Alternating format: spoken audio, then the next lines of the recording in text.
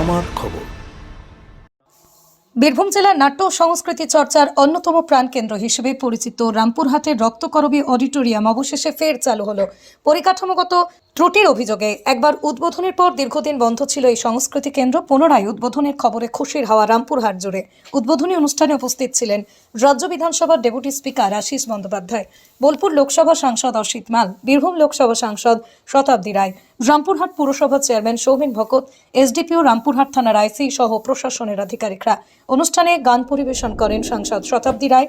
রামপুরহাট পৌরসভার চেয়ারম্যান সৌমেন ভকত জানান, প্রথমে বীরভূম সাংসদের পক্ষ থেকে 66 লক্ষ টাকা এবং পরে আরও 1 কোটি টাকা বরাদ্দ করা হয়। সব মিলিয়ে প্রায় 3.5 কোটি টাকা ব্যয়ে রক্তকরবী অডিটোরিয়ামের নির্মাণ কাজ সম্পূর্ণ হয়েছে। বোর্ড মিটিংয়ের মাধ্যমে খুব শীঘ্রই বুকিং ও ভাড়ার রেট চার্ট নির্ধারণ করা হবে বলেও জানান তিনি। উল্লেখ্য, 1995 সালে তৎকালীন টাউন হল কর্তৃপক্ষ 15 কাঠা জমি দান করে। সেই জায়গায় পুরমঞ্চ নির্মাণের শিলান্যাস করেন তৎকালীন গ্রন্থাগার মন্ত্রী তপন রায়। দীর্ঘদিন কাগজপত্রের জটিলতায় কাজ এগোয়নি। 2003-04 অর্থবর্ষে প্রাক্তন সিপিএম সাংসদ রামচন্দ্র ডোমের সাংসদ তহবিল থেকে টাউন হল সংস্কারের কাজ শুরু হয়। 2008 সাল পর্যন্ত মোট 1,70,71,000 টাকা বরাদ্দ করা হয়। রাজ্যসভার প্রাক্তন ফরওয়ার্ড ব্লক সাংসদ দেবব্রত বিশ্বাসও দেন 5,29,000 টাকা। 2009 সালে 22 ফেব্রুয়ারি অসম্পূর্ণ অবস্থায় 526 আসন বিশিষ্ট রক্তকরবী মঞ্চের উদ্বোধন করেন প্রখ্যাত চলচ্চিত্র পরিচালক তরুণ মজুমদার। পর্যাপ্ত আলো, পাখা, সাউন্ড সিস্টেম ছাড়াই তখন মঞ্চ চালু হয়। 2016 সালে রাজ্যের আর্থিক অনুমোদন ছাড়াই মঞ্চকে আধুনিক করার উদ্যোগ নেয় পুরসভা। প্রায় 9 কোটি টাকা ব্যয়ের পরিকল্পনা করা হয়। এর মাধ্যমে সাংসদ শতাব্দী রায় দেন 46 লক্ষ টাকা এবং পুরো দপ্তর থেকে আসে 1,12,00,000 টাকা। সেই অর্থেই ছাদ সংস্কার, অ্যাসবেস্টস বসানো, উন্নত সিলিং, ব্যালকনি, সেন্ট্রাল এসি, বাইরের লুক পরিবর্তনের কাজ হয়। পরবর্তীতে অর্থাভাবের কারণে অগ্নি নির্বাপক ব্যবস্থা, push back seat, stage light, digital sound সিস্টেমের মতো গুরুত্বপূর্ণ কাজ অসম্পূর্ণ থেকে যায়। প্রায় 7 থেকে 8 বছর ধরে অর্ধসমাপ্ত অবস্থায় পড়েছিল রক্তকরবী। শহরে রেলওয়ে রঙ্গমঞ্চ থাকলেও সেটি আধুনিক নয়, ভাড়াও তুলনামূলক বেশি। তাই নতুন করে চালু হওয়া রক্তকরবী অডিটোরিয়ামের ভাড়া ও ব্যবস্থাপনার দিকেই এখন নজর সংস্কৃতি প্রেমীদের। রক্তকরবী তৈরি নিয়ে বলতে গেলে এটা বই লিখতে হবে। আমি আজকে নিজেকে সাংসদ থেকে আমার আগের জগতে ফিরিয়ে নিয়ে যাই, যেখানে আমি শুধুই শিল্পী, যেখানে আমি শুধুই নাটক, গান, কবিতা, নাচ, সিনেমার সঙ্গে যুক্ত একটা ব্যক্তিত্ব।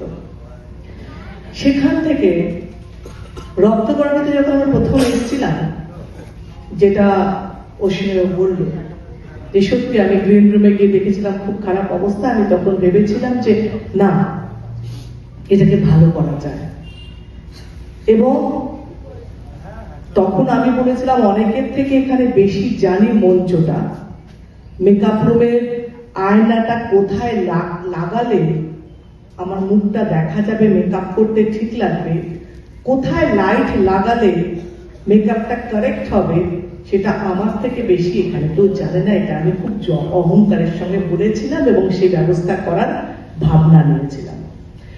এবং তখন আরো অনেক কিছু ভেবেছিলাম, যে সাউন্ড সিস্টেম, এবং কলকাতা থেকে কিছু লোককে পাঠিয়েছিলাম মনে আছে, সাউন্ডে, লাইটে, যাতে কলকাতার মতন একটা হল তৈরি করা যায়।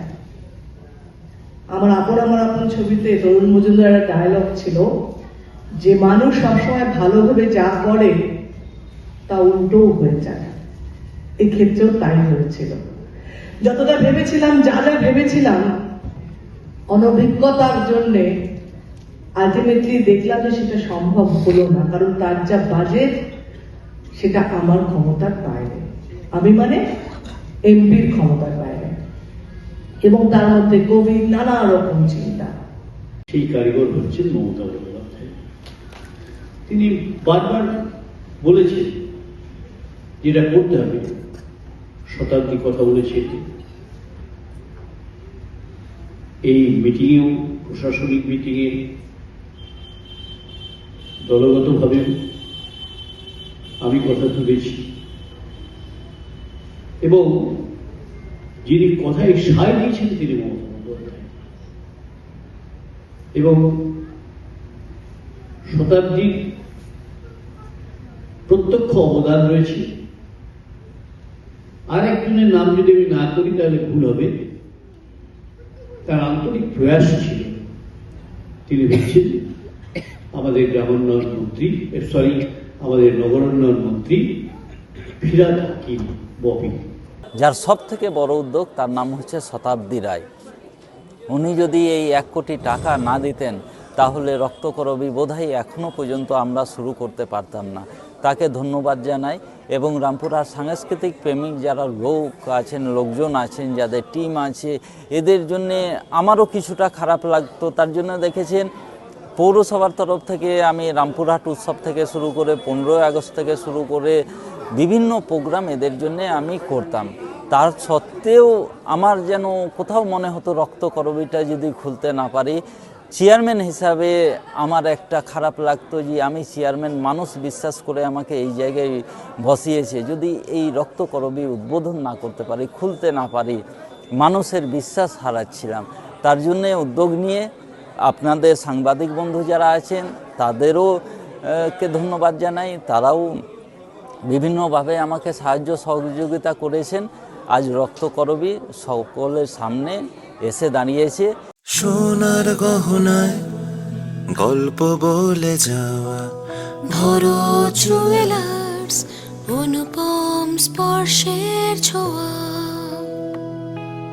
মায়ের স্নেহ, কন্যার সাজ, প্রতিটি রত্নে ভরো জুয়েলার্স। ভরত জুয়েলার্স, গুণমানের অঙ্গীকার, শান্তিনিকেতন রোড, বোলপুর।